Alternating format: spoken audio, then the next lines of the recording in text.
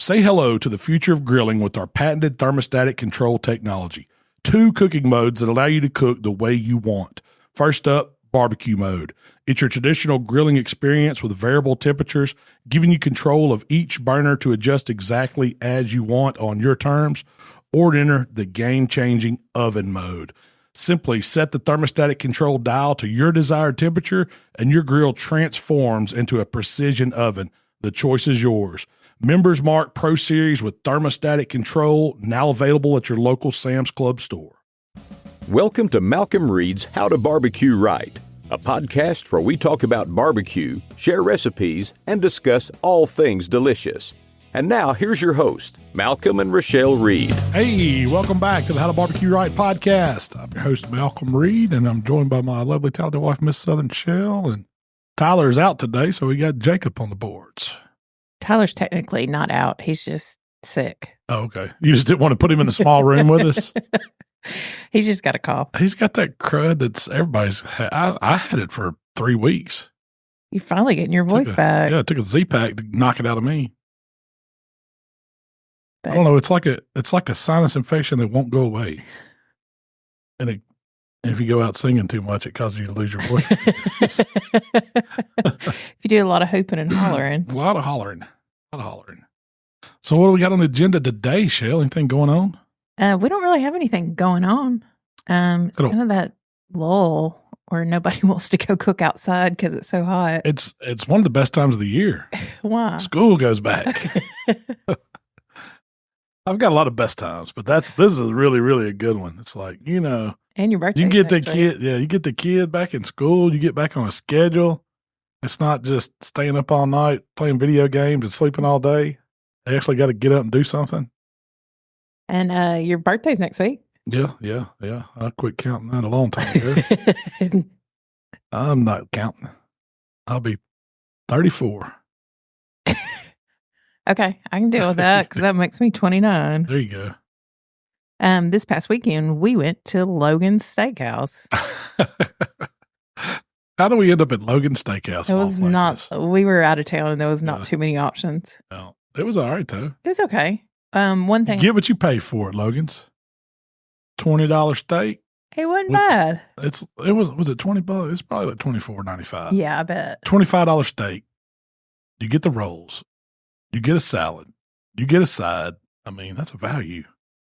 It's not bad. So my deal with ordering a steak at a chain steakhouse, what would you call it? A mid-level steakhouse, maybe? Entry level steakhouse. I always order it rare because I want it to come out medium rare. And if I order it rare, yeah. Well, my thing is, if something goes wrong, you start at the bottom. You can't. Yeah. You can't go. You can always get them to throw it back on the grill. I'm not going to send one back. I'm not either. But that's how I order mine rare too. And it was good. I'm not going to lie. I ate it. Did you get a ribeye too? I did. Yeah. I did. Michael ordered his medium rare and his came out more a little over. Well done. Yeah. He gets what do you get, a fillet or a strip though? Yeah. He always gets the strip. Yeah. He's not doing the ribeye. He hadn't progressed to ribeye yet. He says there's too much fat on the ribeye and he wants either the fillet or the strip. That's the best part. That's what makes a ribeye so good. We're going to get into that in a little bit. Well, let's get into it now. Well, I was cruising on the forum and that tells you how old I am, on the community. On the community, and there was somebody posted a question, and how'd it go? It was, would you rather? Yeah. If you had to pick one, would you go for a prime strip steak or a choice ribeye? Well, that's a good question. It is. Because sometimes, I don't know if I used to eat a lot of strips, but it was when I was younger, and I didn't know any better. I didn't know that ribeyes were better. Why'd you pick strips back then? What was the thinking? Because it was just meat. Like there's no waste. Oh, okay. The most time when you order at a restaurant, I'm going to get the most bang for my buck. It's usually thicker. They cut the strips a little thicker. It's kind of they do have different flavors. And so here's the thing. So strips and ribeyes come from the same muscle in the cow, just different places on that muscle. Like the ribeye is more up towards the front end. I forget what ribs it's between. It's like 4 and 12 or somewhere is where the rib loin is. And then it keeps on going and it turns into the strip loin as it gets on towards the back half of the cow. Oh, gotcha. And you got to think about it. That cow's getting up off the ground, is walking around. It's using all those back end muscles more than it's using those center muscles where the rib loin comes from. So it's basically it's the same muscle. It just is the front part is your ribeye and the back part as it goes. Yeah, strip. that's right. That's exactly right. I think it's, I don't know what the technical name. It's like latimus dorsi or something like that. Oh, really? Yeah. I mean, it's the back strap. That's what it is. When we go out and we harvest deer, that's the back strap we cut out. That's what the rib loin is. The rib loin would be the front part of it. Or think of a pork tenderloin. Or a pork loin. I'm sorry. It's a pork loin. But think of that. So the front part up towards the butt, that would be like where the ribeye section would be. And then as you got on down, it would be more like the strip. And so that's how it works. It's just a much bigger muscle than a cow. It's such a big animal. But you're going to have more marbling, more fat up in that front end towards where the rib loin is. And then towards the back, it leans out. And so, it usually has a little fat cap kind of on the outside of the strip, but you don't get a ton of intermuscular marbling unless you're buying, the higher grade beef. And that's what makes it more expensive. When you get muscles that are marbled out back then, it's a higher grade. And the ribeyes of those primes are really marbled up too. So would you go prime strip steak or choice ribeye? I want to see the steak. I know. That's what I'm saying. I've seen some choice ribeyes that look pretty daggum good. I have too. I bought some. So I think it's all in knowing what to look for when you're picking them out. I've seen some poorly graded prime strips too. Heck yeah. To where they're just bad cuts. I mean, it just doesn't look, it might have some marbling in it, but it's not an overall good steak. It has a piece of gristle on the side of it. I mean, it's just, a bad cut. It doesn't have that pretty color to it. I don't get caught up in choice prime, any of the grading like that. I want to see the meat.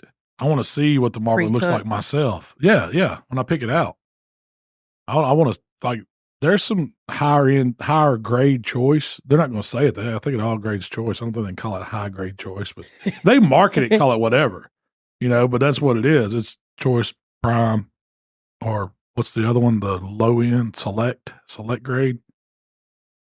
I wouldn't eat a select steak. If I just that's like the steak truck that's out there selling engineered select grade beef. That's a dollar store steak. Yeah. What's it from Family Dollar? It's not Family Dollar. It's everything's $1, isn't it? Dollar Tree. Yeah, Dollar Tree. They have those dollar. It's $1.25 now. Yeah, I don't think they're $1 anymore. But what would you pick? If I'm okay, sight unseen, you don't get a choice. Oh, you don't. You don't get to look. You You're don't get to look. You got to order it and it comes ready to eat. Ooh, that's tough there. Prime strip, choice ribeye. I'm a ribeye man. I think I'm gonna go ribeye too. I'm a ribeye man. I don't know. Yeah, I'm gonna go ribeye. I don't know anything else about it. All I've got's that choice, and I can't see anything, and I don't know what's coming from where it's coming from. Yeah. Yeah, I'm still picking ribeye. 16 ounce. I'm not picking a 10 or 12. I don't want my ribeye too thin. I'm always going to go with the bigger ribeye. I might have half of it left over to take home, but I think you get a better cook and a better flavor off the bigger ribeye. I like your answer to me that. I was like, I forget we were at dinner, and I was like, Michelle, you knew you weren't going to eat this whole ribeye. Why did you, they had smaller selection. Why didn't you order that or a different steak? And he's like, well, I want to eat the best part of a bigger steak. And if I don't eat it all, that's fine. I can take it home or let me eat it or whatever. Yeah. But I was like, you know what? That's a great answer, because you're not sacrificing the spinalis or the front end or whatever muscle you like in that ribeye the best, but just because you're not going to eat the whole thing. I thought it was a pretty good answer. Well, sometimes they'll say 10 ounce ribeye or 16 ounce ribeye. Or it's usually like 12 and 16. Yeah. But the 16 ounce is usually the better steak. Yeah. Typically it's cut a little thicker to get it to weigh a little more. So why are you going ribeye? I like the flavor that the fat gives a ribeye. And it doesn't necessarily mean it's the intermuscular fat. Sometimes it's that fat on the outside or in the center of it or around it. I just think now don't get me wrong. It's hard to beat a good prime ribeye. I mean, with it all muscle fibered up, fat fibers all through it, that's a dang good eating steak. But I just like the flavor of it. I like the spinalis around it.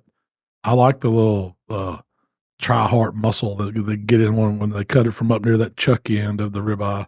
That's my favorite ribeye to eat. It's almost like getting 3 steaks in one. It's almost like you got a center cut piece of the filet, then you got the fatty spinalis, and you got that other little tri-heart muscle that's in there, and it's all tender and good. Do you think doing the steak contest taught you how to pick a better steak? Yeah, or kind of forced you to have absolutely. We always just go by sight. You go pick a steak, pick one that doesn't good marbling. Good marbling. Yeah. That's all you'd look for. I didn't know really the difference in all of that then. I'd always knew that wraparound, the wraparound is the best part of it. I didn't know what a spinalis was till we got to doing all the steak contests and really got to getting into trying different steaks and learning how to pick them and how you had to cook them to different temps because of the fat that would be in them if you ended up with a poor selected one just because of the choice or the way it worked out. But I didn't know we knew about spinalis, because we've had spinalis steaks and stuff before, but I didn't know the tri-heart. So what's a tri-heart? So that ribeye it's made up of several different muscles, and that's kind of there in that front cut of it. There's a tube that runs in there. So if you look at when we say it, I don't know why they call it tri-heart. Who came up with that? It had to be a steak cooker, I would imagine. But it is in the heart of the ribeye, and it is kind of like it's more. It's like not really in the heart though. I guess they call it a tri-heart because it looks kind of chambered. If you took a cross section of a heart, and you could see the different chambers of the heart, it would look something similar. And you think of that little knuckle of fat that's running right through the center of that area, and it kind of separates the thick spinalis to the other little muscle there. And as you get down that rib loin, those tail off. The spinalis kind of goes away, it fades away. That tube plays out, and then all you're left is like that center muscle of the rib loin, and that goes down, and that's what goes into your strip steak. So it's smaller. That part of it, the center part, smaller down near the chuck end or the shoulder end, and as it goes down, that one gets bigger, and the other two muscles get smaller. And so you want one that's like right. I don't really want the one that's on the end, like the first cut, but those second and third and fourth steaks off the spinalis end of a ribeye are going to be the best in the rib loin. And it's going to be, degrading a little bit as you go down and just get into that center muscle. Not that it's bad, it's just different. And each cow's different anyway. Yeah, each one's different. They're not all the same. So is there let's say you have let's say you have a strip steak and you have a ribeye. Do you cook them differently when you cook them? Because there's plenty of times you cook a ribeye for me and you, and then you'll cook a strip for Michael. Usually I cook the strips hotter and faster because they're better. A strip to me is like you don't want it past medium rare. I don't want to eat a medium strip. Now there's thinking out there on the ribeye to where we say we cook on medium rare, and that's usually where you like to eat them. But a lot of people say that the harder fat doesn't render enough on a ribeye to eat it rare or mid-rare. So it's really best at medium because the fat starts to render, and that's where you get more flavor in the steak, and you can actually eat that fat. And I'll agree with that. Yeah, and I can see it to a point too, but a lot of ours is like we'll take it off and it carries over. And I don't get caught up in the really temp at home. I really don't temp my ribeyes. I'm not watching them with the thermometer mostly. We do it for videos and stuff just to kind of show what you're looking for, but most of the time it's just cooking the feel and about how long it's going to take, and you can kind of tell. And that's how I've always kind of cooked them a little bit. You can touch it and feel it when it's done. Yeah. There's a lot of times, even when it comes to your plate, you can feel it, see if it's going to be good. Well, that goes back to quality too, though. If it's a good quality ribeye and it feels the way it's supposed to feel, soft and not too firm, even in the center part of that ribeye, it's not just super firm. It's probably going to be a pretty good one.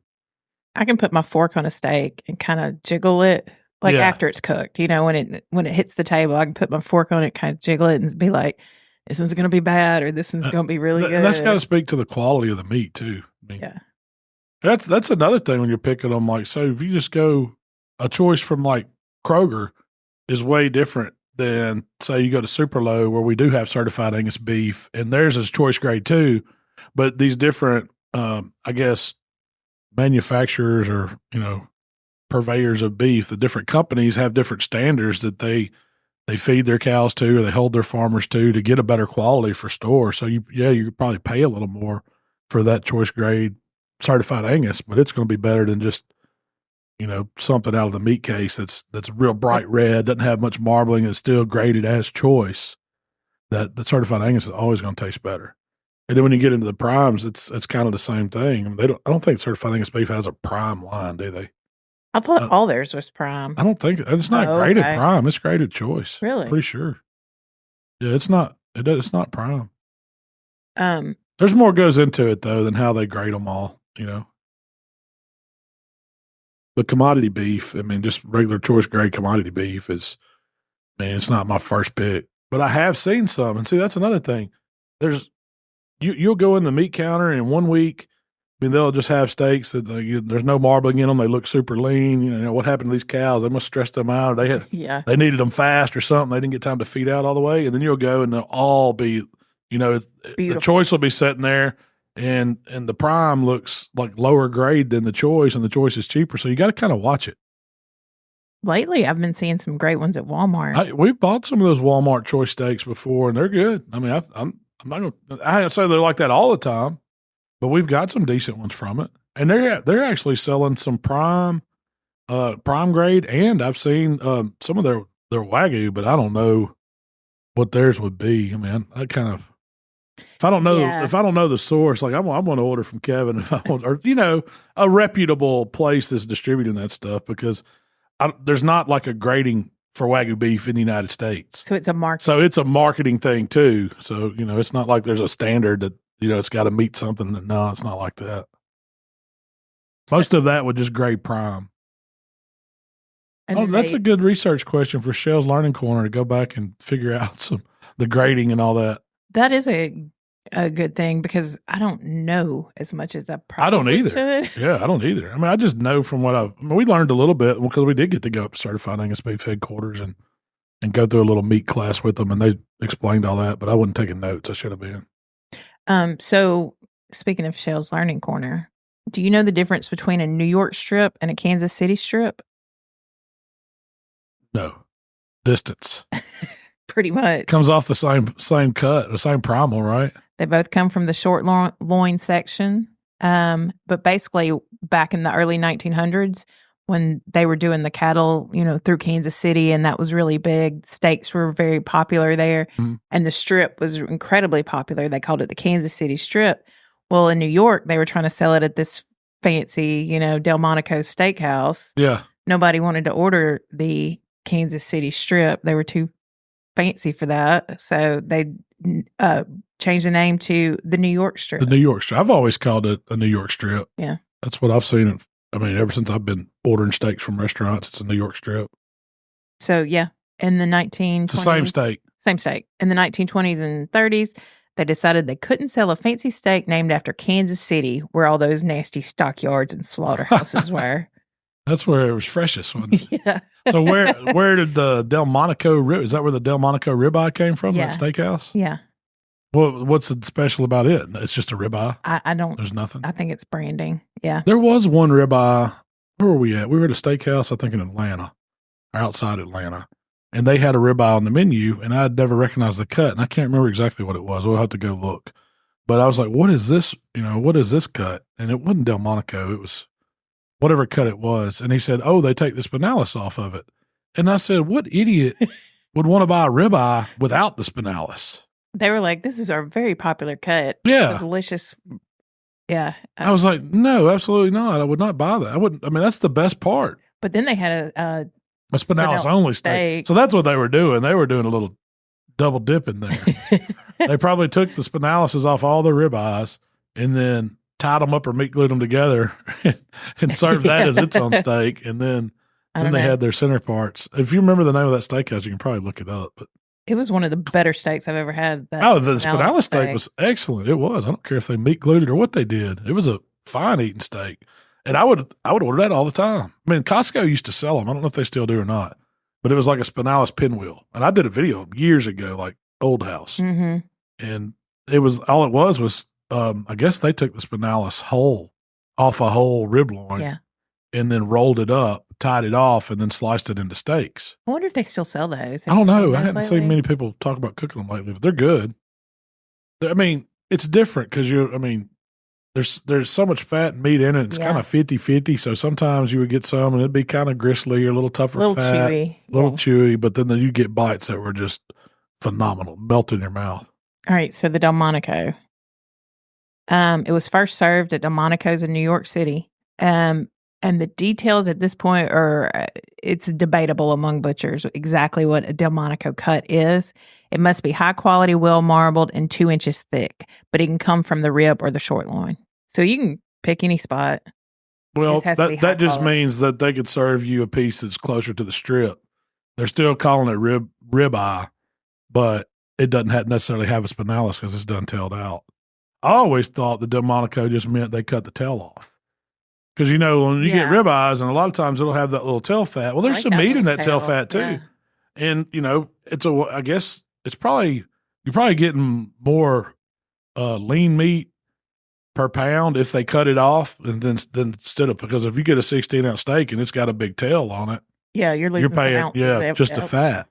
And so that's what I always thought it was. But I've seen them called center cut ribeyes, and I wish I could remember that one cut. I'll bring that to the table next time.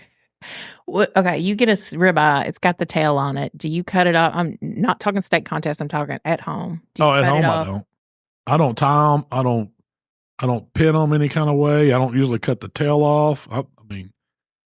So what happens when you're cooking a ribeye and you've got that tail fat on there and it starts rendering and getting good and dripping, man, I think it gives you a ton of flavor because it makes the fire spark up and you can throw the steak on that fire. You're getting that effect from that beet juices on coals.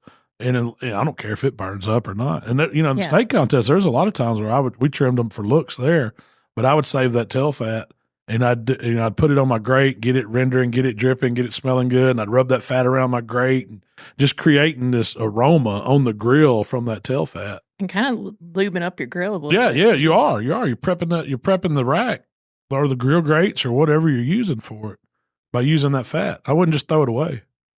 That fat's actually, if you're cooking a bunch of steaks all the time, that's a good fat to grind. You can make some really good ground beef with it. If you get some lean ground beef and add some ribeye fat to it, or we use it. A lot of times we were using it when we were cooking a lot of steaks and doing a lot of practicing. We'd freeze it and then we grind it with our deer meat and make deer burger. And man, it is really, really good. There is also a strip steak with the bone still attached. It's the bone-in strip. It's called a shell steak. Really? Yeah. A shell steak. SHELL, but yeah. Not breast shell steak. No. I would call that half a T-bone. Okay. So what's the difference between a T-bone and a porterhouse? Then you pick up the beef tenderloin in the porterhouse. So it sets right on the inside of that bone and the back part, that back primal of the animal. And as they slice, so they go to slicing through to get the strip steaks. They're on one side of the bone. If they take the whole bone out, it just makes a T, and that's your T-bone. Well, as it goes back, it starts picking up that inner beef tenderloin, the filet mignon part, and that's on one side of the bone. So it creates the porterhouse. So a T-bone doesn't necessarily have to have meat on both sides of the bone. This is the difference. A T-bone doesn't have to have meat on both sides of the bone, but a porterhouse does have to have a certain amount. But it's the same steak. It's just different. It's exact. Yeah, it's exact like same. And ribeye. Yeah. Yep. Yeah. Oh, it's all strip. It's all strip because one side of it is strip, and then the other side of a porterhouse is filet. Think of it like that. Two steaks in one. What I'm saying is it's different points. On the cow. But they're the same steak, or technically. Steer, or whatever you want to call them. So I looked this up too. Porterhouses have to have a tenderloin the length of 1.25 inches or greater. Okay. That means from the top of the bone down to the bottom of it. Oh, really? I thought it was. Oh, no. I mean, the beef tenderloin is going to be way longer than that. Okay. You could cut them as thick or as thin as you want, but it's got to talk about the from top of the bone, like standing up looking at it. From where the T is to the bottom of the T is where they're measuring, and that I would imagine that's the only way I could see it. It's width. Oh, so it's across the T from center bone out. Yeah. Okay. That makes sense too then. Yeah. Either way you get a bigger steak. Can I? I don't know if it shows. Yeah, you do see that on there. Look at that. So it's width. Visual aids. It's width of it. Yeah. Okay. That makes sense. But to be a porterhouse, it has to have both and a good sized portion of that filet. A T-bone can have some, but it just doesn't have to be a certain size. Do you that's one steak. No, that's one steak I don't really ever order. Now, if they could put me a ribeye on that side and put a filet on the other, yeah, you'd be all about that. It don't come out like that though. You never ordered one, have you? I've cooked them before. Yeah, I've had them when you've cooked them. It used to be like all the steakhouses that we could afford to go to. That was the big steak on the menu, the Porterhouse. That was the one Daddy got. We would get a sirloin. Mama would probably get a filet, and Daddy would get the Porterhouse. That's how it always went. And then my mom and dad started ordering ribeyes all the time. My dad didn't get the Porterhouse anymore. And then so I moved to the Strip. I got to move up. I think Waylon was he might have been on the chop steak. I don't know. But when I got old enough to go out and buy my own steaks, we had one of my favorite places to go back in the day. Now, this was when not fresh out of high school, but early college. There was the Lone Star, and it was up on Malcom and I, close to the Purple Church. Was it like a chain? Yeah, it was a chain too. All those Logans, Lone Stars, Roadhouse. I don't remember the Lone Star. Yeah, it was good. It was one of the first peanut ones, like where they threw the peanuts on the floors and everything. Here's what I always got. When you got there, you had to get the cheese fries. And they did like a Southwest ranch. It was just ranch with like gringo or something, like a Mexican seasoning. But it was a platter of cheese fries. It's probably the first place I ever had cheese fries before Huey's. What kind of fry? It's a big steak fry, steak cut fry, cheese all over it. Had to have the green onions and bacon. That's what made it. And then a bowl of the Southwest ranch dip. I'm with you on that. Yeah. And then I would get a strip. I'd usually get it medium rare. That's where I learned to eat medium rare. Before then, my mom and dad always ordered like medium well. I don't know where that came from. I've since changed. Well, I don't know if I changed my mom, changed my dad. He's more of medium rare, medium guy now. But my mom still likes hers. She don't want to see any red. She don't want it well done, but she don't want it pink. It's a fine line there. It is. I don't like cooking them like that. So, but anyway, so I would get that, yeah, and you get a loaded baked potato and a salad, and that was the meal. What's the cost of that back in the day? Oh, $20. Yeah, you could get it for $20. I mean, well, I don't know what the fries were. They were probably $5 or $6. But we would get a group of people and go out there and eat dinner. It was, man, we thought we were doing something. You were living high. I was living high, yeah. Spending $30 with a tip, maybe a couple beers. That was a lot of money back then. A lot of money. Especially when you're 20. You can't do that anymore. Well, I guess at Logan's, you can still get a $25 steak and baked potato and salad. What was our tab at Logan's? For all of us, well, I drank several of them big handle with big beers, and you had a margarita, so it was well over 100. But still, not bad. It's not bad. It wasn't bad. 4 of us, yeah. It's not like when you go to a fancy steakhouse and everything's a la carte, and your steaks are starting at $75. You go broke eating at those. One of the restaurants we did look at when we were talking about finding a place to eat, they had a Trace Major on the menu. You don't see that very often. It's very rare. Those cuts, you don't find them it's hard to find them you're not going to see them in the butcher's like at a grocery store either. A specialty butcher shop, you can get them. Have you, I've never seen them.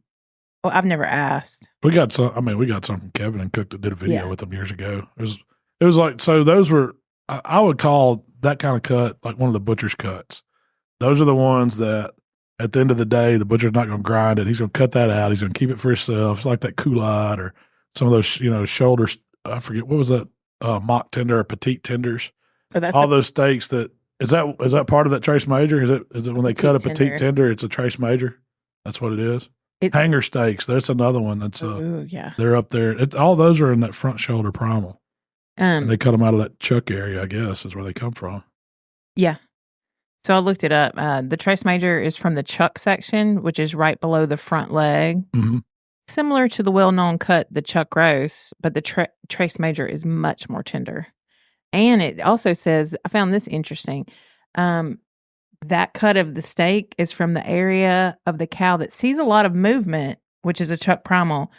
So it results in more blood flow to those muscles, and it develops a more complex flavor because of that. So that's where you get the beefy flavor That's where you get of the those beefy steaks. flavor. It's like a Denver steak. When cooked right, it's part of the chuck, the Denver steak. But when it's cooked right, a lot of times it's marbled up and it's super soft. But man, it has an intense, almost that short rib flavor, Yeah. you know, when you cook, or a cheek flavor. And and that makes sense from blood flow. It's getting a lot more energy to those parts, I guess. I'm guessing tri-tip would work the same way because I get a lot of beefiness. Yeah, from it's beefy tri-tips. like that too, Yeah. and it's down in that back leg, you know, part. It's actually in the sirloin. It's the bottom part, the way the sirloin tails down, and it would get a lot of movement, a lot of blood flow. When that animal's walking, it's definitely using that. And so you would think it would be tough because it has that blood flow and gets a lot of movement, but because it is full of fat and lacks connective tissue, that's how it's so tender. It's how it keeps from getting tender. Yeah. Huh. The How to Barbecue Right podcast is brought to you by our friends at Primo Grills. Shell, did you know that Primo is the only ceramic grill made right here in the good old USA? What? Are you telling me that Primo grills are proudly crafted here in the USA, ensuring top-notch quality and support for local craftsmanship? I sure am. Plus, Primo Grill not only delivers mouth-watering flavor, but because of their innovative oval design and superior ceramic construction, Primo Grills also gives you a ton of cooking versatility. Whether you're smoking low and slow or searing a steak to perfection, Primo Grills gives you the consistent heat distribution for mouth-watering results every time. What she said, y'all. Y'all visit primogrill.com and check them out. No, it's a really, really good cut. If you can find them. You're just not going to see those steaks at specialty butcher shops where you're going to get them. I imagine most people don't know what they are. Yeah. You know, often I would say it probably gets ground if they're not pulling it out, selling it individual in a lot of steaks. Because, I mean, even so, like, you know, we know people that'll buy half a cow or they'll go in and share a cow or whatever. They end up with all these pounds of ground meat, and then they'll get some ribeye. They'll get a few steaks, but it's mainly, and they might get a few roast, but you're not getting all those little individual cuts. Those little specialty, yeah. I imagine they find a way to disappear a lot. Nobody's going to miss this little steak or this little steak, maybe this little hanger. Did you see Al Frugoni doing a pork belly crust pizza? I did. That was it was cool. He said he had all you needed was a pork belly and a sharp knife. He has crazy knife skills. Oh yeah, he's good. He's real good. He had his live fire going in one of his Santa Maria style grills or Brazilian. He don't call them Santa Maria. He calls them churrasco style or whatever. It's Argentine grill basically. And he takes his knife on that pork belly and lays it out flat, and then puts that knife horizontal, parallel with the board, and just cuts it into thin, like almost as wide as the pork belly strips, and then made the pizza crust.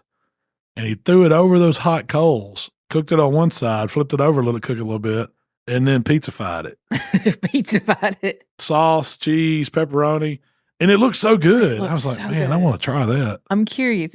I wonder if that pork belly rendered enough to get tender. I don't know. Is it going to be if you cut it thin enough to where it still holds together, it's still got to cook fast. He called it okay, I'm gonna screw this up, but Mata burrito. Anyway, I wouldn't attempt that. Yeah, and he said it very eloquent. Anyway, it's a special Argentinian cut that comes from the pork belly center. Oh, so it was just a centerpiece of that pork belly that he cut right off the top. But because you can't do it with the whole pork belly. Only that piece of the pork belly is what you can do it with. He said he used it. That's what he said he used. Yeah. And so I thought he would just keep cutting the pork belly down because it was a little fast video. Yeah. It wasn't like it was in depth, like step by step. I would like to know if you could keep slicing the pork belly, like shaving it down and creating those crust pieces, if they would work. I want to try that. I want to see what pork belly's like. Just grilled like that? Grilled like so that. What I imagine, so when you go to the Korean restaurant and they've got the little grill on the table and they give you the little strips, the little pieces of pork belly to cook over it, imagine it's like that. They are, but they're a little bit thicker. You know, the pieces that they give you to cook over your little. They're not super thick though. Yeah, I guess not. They're because you're cooking them fast. It's thinner than what he cut, I think. I don't know. I'd have to go back and really look. Because I just glanced at it. I remember seeing it was like, I think it was on the Royal Oak TikTok channel is where I saw them. They posted it. It come across my feed today. It's a great idea. Yeah. Pork belly crust pizza. That's keto right there, Jack. You got meat crust. I've done the chicken crust pizza. It's pretty good. Yeah. Ground chicken. Put it out. You got to let it cook first, and then you come back. How'd you cook? What'd you cook it in? I cooked it on a sheet pan, but it was like one of those perforated sheet pans, so the moisture could get away from it. And so you just push it out on a pan. Yeah, you just flatten it out on, like, it's easier. Like, you get your ground chicken, whatever pan, spray your pan, put it down, and then put either plastic wrap or butcher paper or something where you can press it out, and then take that off and then cook it. You can season it, whatever. You got to par cook it pretty much. You're cooking the crust first, and you cook it enough to where it lets go of the pan, and you can move it around, and then you can come back and top it with all your toppings and finish it off with a pizza. And it's good. It's really good. Yeah, chicken crust pizza is good. The one you made got crispy. Yeah, it gets real crunchy on bottom. It doesn't burn. It's just kind of a crunchiness. Mm-hmm. And it had pretty good texture. I mean, it's not bread. It's not bread, but. Oh, yeah. It's not glutinous. Yeah. Delicious. No, but it's still good. Really good. So, Rampage Barbecue posted on the community about the art of the wing. Oh, I'm a wing junkie. I know. Love them.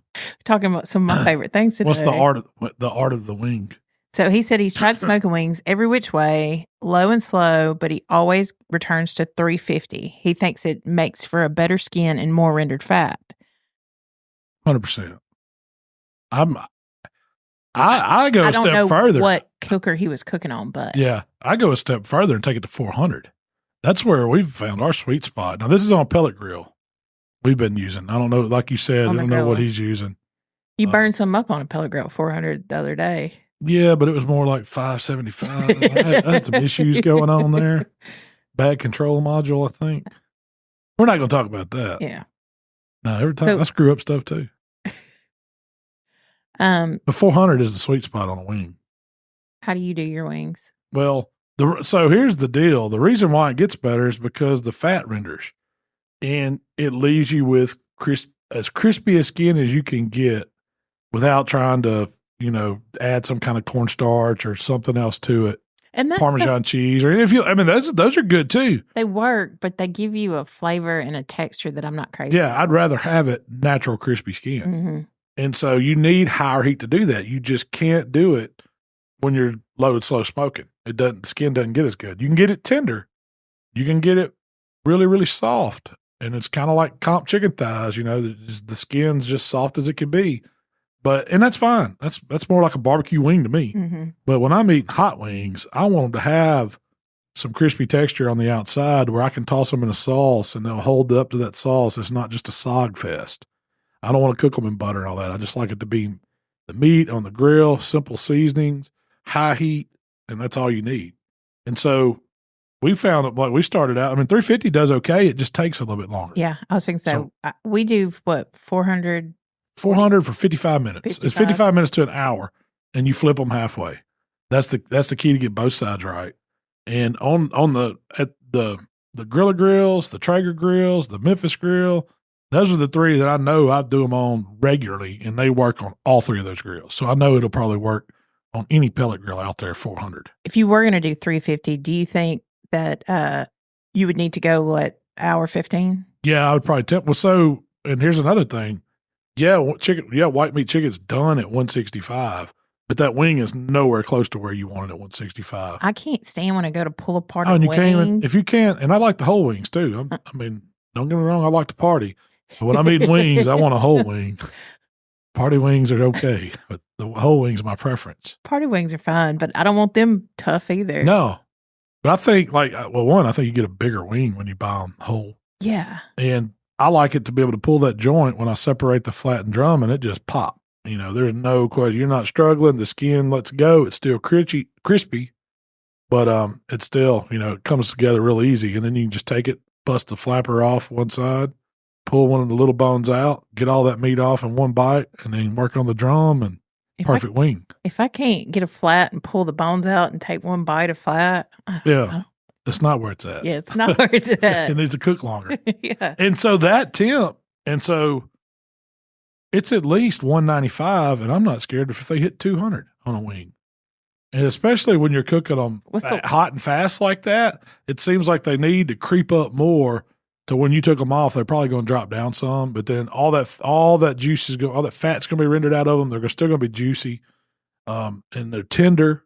I mean, it's where you want them. It's where you want them. So if you were cooking at 350, which is 50 degrees cooler than what you do, would you take them up to 202, 195? I'd still go about the same. I'd still be in that same range. Yeah. I just think it's going to take you a little bit longer.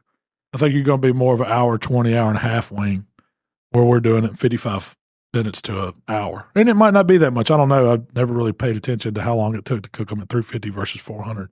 I just found 400 was the sweet spot for us to do them. Pretty much an hour chicken wing, turn them at the 30-minute mark, and they're done.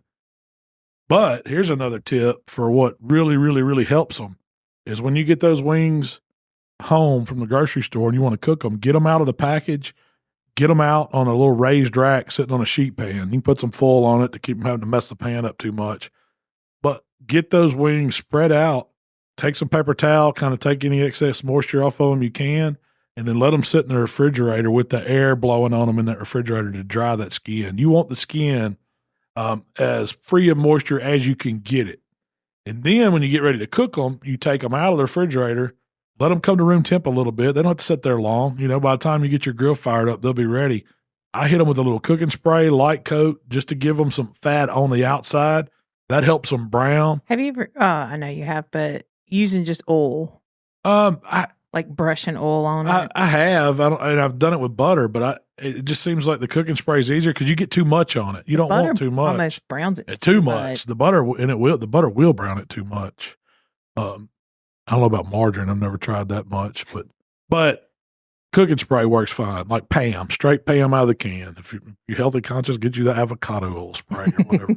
But just a light coat, and you're not soaking them. And then you want to season them. And when I season them, because I know I'm cooking at that higher temperature, I'm not putting anything on them that has any sugar in it because I don't want it to burn.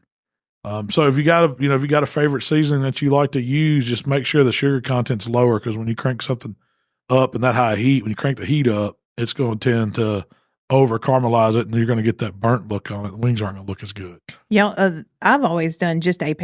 That was it. Salt, pepper, garlic. It's all they need. But the ones y'all cooked for something last week, me and Mikey were practicing. We were just seeing what this one grill would do. Yeah, but the ones you actually cooked for the policemen. Oh yeah, they had AP and hot rub. Y'all did AP and hot rub and onion powder. That was a little added bonus. They were really good. I think flavor. Yeah, y'all didn't put a lot of hot, but enough to give a color, right? That was all it was. It was a color because we wanted them to look like it was a barbecue smoke wing. Mm-hmm. Because when you do just on a high heat pellet grill, you get grill flavor, but it's not like smoke flavor because you're cooking it so high and the grill's burning so efficient that it's just not a lot of smoke on it. And I mean, I don't mind. I don't want them super smoky. So I think it works great. But we wanted them to still have that kind of look like they've been on a barbecue pit or whatever. So that's what adding a colored rub would do to it. I'm gonna start doing that. Oh yeah, I like them with Cajun seasoning. Powder. Yeah, I think it gives them enough color. And there's another one. It's 17th Street's Magic Chicken Dust. That does a really, really. Is it called Magic Chicken Dust or Magic Seasoning? Whatever it is. I think it's Magic Dust. Magic Dust. It's great on chicken. That's why I call it Magic Chicken Dust. But it puts a nice little color on them, and it doesn't have a lot of sugar in it, so it's not going to overly burn. It works good too. And you always sauce after. Always. I don't put sauce on them on the pit, and I don't put them back on after I toss them either. I always.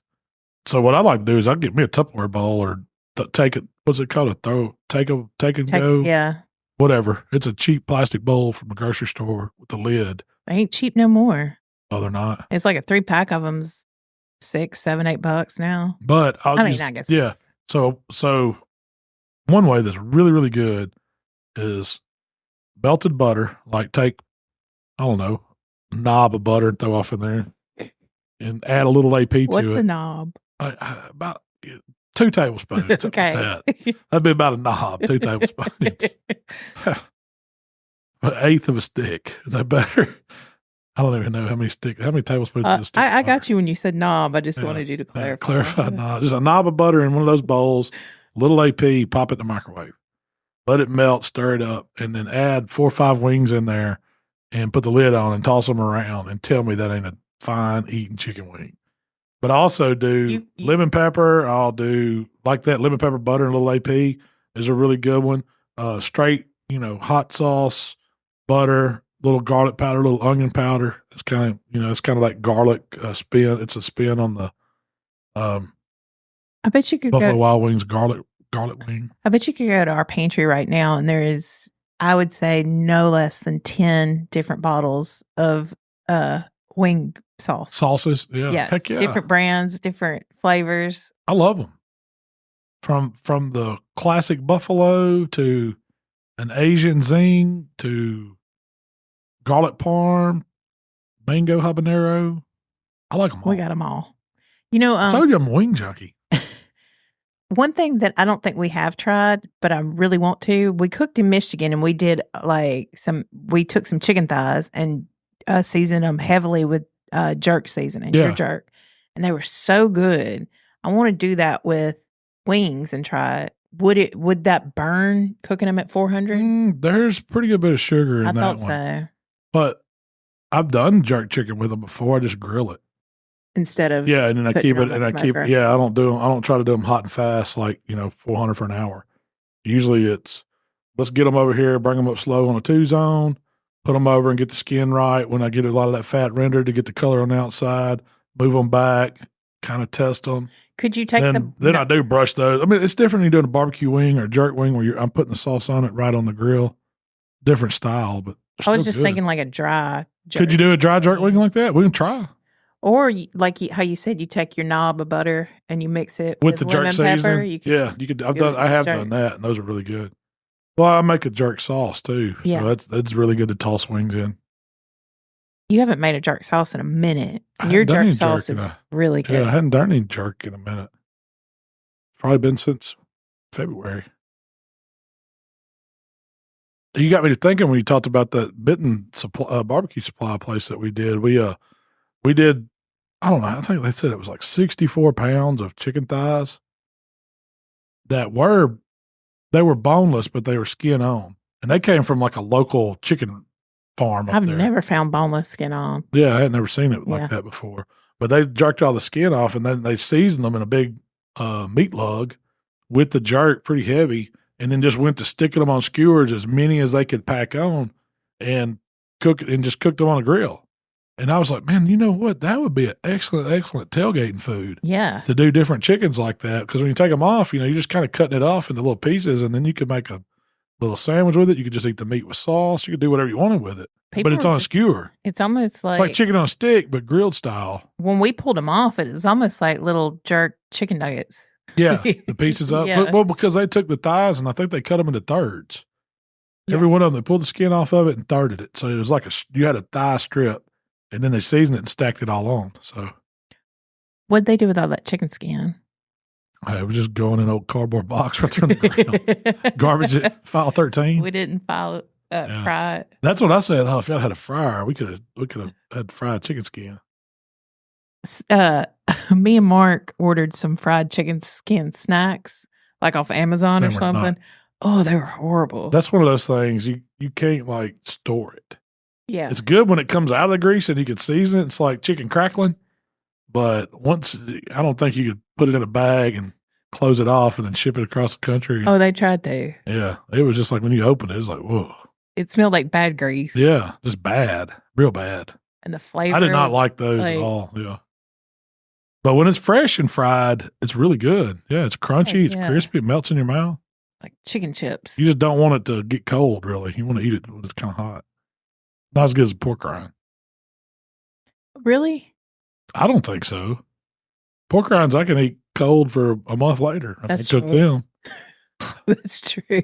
I don't have to worry about them popping as soon as they come out of the grease, cooling off and burning the room. Well, Mal, what you got coming up? You got a birthday? Yeah. I've got Every day. fantasy football draft. That's big on my list. Yeah, football's right around the corner. Heck yeah. It's actually here. I think preseason starts tonight or They had the Hall of Fame game. what, last week? Last Thursday. The Olympics should be closing out the end of this week. So we're going to be in a little sports drought. Well, I guess it'll be preseason football, and then it'll be time for college kickoff. Do you think they're Dove season? That's big. Yeah. Do you think there's any recipes for watching Olympics? I hadn't seen any. Like, we should have made something. what do you think they eat? So what's the girl we watch? Alana Meyer. Alana Meyer. Yeah, she's always showing what she's eating. It's always usually cheese and bread. The other day I saw her. She had a croissant that was as big as a beach ball. Y'all ain't following her. You gotta go check her out. She's pretty dang tough. And if you ain't watched women's rugby, I think it ought to be. I'm gonna start tuning into that because you talk about some mean women. I think you'd be an excellent rugby player. they are some ruthless, man. Maybe back in my younger years. Yeah. I don't know if I could get in up. Your running days. Yeah. Too old to run. If one of them girls hit me, I don't know if I could get up. And so they showed, I don't know how many rugby, we watched rugby. I liked their format. It was like a 7 minutes and they got a little halftime and then 7 more minutes. So you could watch 2 or 3 rugby matches, in an afternoon. And they're going full speed the whole time. And so they showed a lot of the women's rugby, but the men's rugby their team must be horrible because I didn't see any men's rugby highlights or anything. There's no, so I don't know, but man, I was like thinking, I don't know anything about rugby. And I didn't grow up playing that. We played overhead tackle, where it's like everybody got out in the yard and whoever had the ball had to just throw it. Then you went and tried to kill the guy that got the ball. That's kind of like rugby. Yeah, we used to call it something else, but smear the friendly guy or smear the weirdo. But yeah, that's what we played. And that was the closest thing to rugby that I've ever seen. But this is a whole different sport. I mean, they are tough. You know what we didn't watch is any of the breakdancing. Did you see any of it? I didn't either. That's not an Olympic sport. They might as well make rib cooking an Olympic sport if it's going to be. If they're going to play breakdance, it is. Olympic barbecue. You show up in the Olympic Village. Sleeping on one of them cardboard beds. Did you see those? Yeah. They had cardboard. I don't even think it was IKEA. I don't know what it was. But they saw the NBA players. They said they went to the Olympic Village and saw that, and they think they all went somewhere else. And I forget how much it was they spent. It was like $15 million or something for their hotel quarters and what? Well, for all their staff and chefs. It was something crazy out of their own pockets. I think they said is what I heard. I don't know how true it is. You see these TikToks, but I can't imagine those jokers sleeping on those cardboard beds. No. Well, so I did find it interesting. It was what's the alpine snow, the skier, Lindsay, whatever. I know exactly. She's a Winter Olympics. Yeah. Lindsay Vaughn, I think that's her name. She was doing an interview, and they were asking her about what it's like, as an Olympian, and how cool is it to be in the Olympic Village, and are you just, is it a party the whole time? And she's like, the people that are really up for medal contention that know they got a chance, they are not staying in the Olympic Village. They, because she said it is a party the whole time, and then you've got different people like. There may have been people that competed early and they're done, so they're just there to party the rest of the time. And then you got others trying to be serious, and they might not compete to the end, so they can't be there and being distracted by all that. So I can imagine it's probably just like a party free for all. Yeah, and so if you got a chance to medal, you're probably getting your own special train, and you've got your own. If you can afford it, yeah. And imagine the food's cafeteria style, and you got to wait in line, and probably. I don't know. I mean, the Olympics. Hey, you're gonna have a chance to go if you want to. It's coming to L.A. Isn't it Los Angeles where the next summer's going? It's coming. It's coming. Yeah. And then there's another one. The winter's coming back to Salt Lake City. So it seems like a lot of people. Maybe we can get them to add Olympic barbecue. Let's petition them. Well, Malcolm, that's all I got for you today. That's it. We do have a wing contest before we forget. Oh, yeah. Speaking of wings. I think the applications are open, if I'm not Yeah. correct. You can either swing by the shop and pick up an application, or they're online. You can go to Malcom Shop Facebook page and you can get a link to it. Do you mail it in or pay online? You can mail it in. You better get it in because it will fill up. It will fill up. If you want to cook, they probably only take 20. Yeah, it's only like 20, 23, somewhere between that. 2 kinds of wings, and we'll get more into this, but there's going to be a hot wing category, which is like a traditional hot wing, and there's a chef's choice wing, and that could be whatever grilled, steamed, fried, pizza oven, however you want to cook it, however you want to do it, turn it in that way. 2 wings. Do both of them pay? Mm-hmm. Both are $500, or is one of them so it's double wing category. But first place and both pays $500 each. It's $1,500 total prize money, and then there's some breakdowns for second and third, or something like that. And there'll be some stuff going on that ought to be during football season, September 28th. So bring your TVs out. We'll have a tailgate wing cook-off. I'm thinking about busting out the nacho cheese machine. I figured that. How can you have a wing event without nacho cheese? Nothing says hot wings like nacho cheese. Maybe would you put nacho cheese on a wing? I don't think that would be good at all. Cheese and wings don't really. One of your fantasy football drafts, people were putting it on ribs. It wasn't that good. Yeah. I'm looking forward to that though. I got to start planning what I'm going to cook for that. What? Your fantasy football draft? Yeah, that's what. It's probably going to be wings. Away? Yeah. Yeah. 2 weeks away. But I'll have to do barbecue nachos. Is that 2 weeks away? Yeah. Holy cow. I hadn't even looked at anything. You're unprepared. I'm very unprepared.